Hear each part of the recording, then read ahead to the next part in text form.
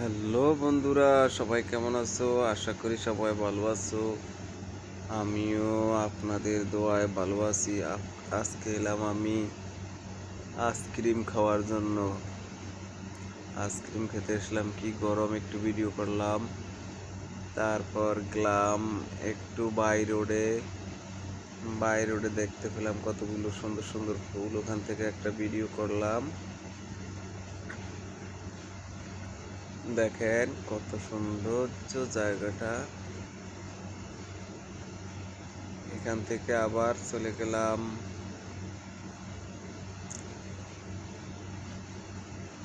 শহরের অলিগলির মধ্যে। রাস্তা কি অবস্থা দেখেন, শহরের সিপাকি রাস্তা এগুলা। এটা এটা এটা শহরের অবস্থা দেখেন। এখানে সামনে এটা হচ্ছে খাল। এই দেশের খাল দেখা যায় সমান কিন্তু অনেক ডাউন, শুকনা।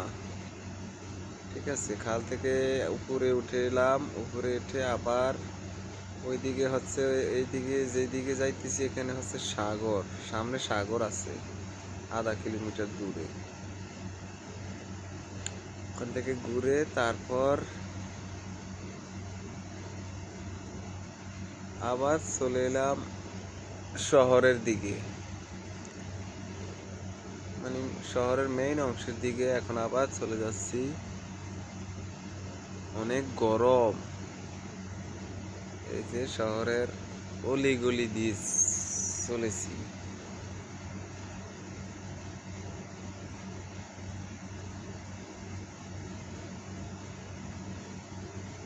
সেখান থেকে আবার বের হয়ে চলে এলাম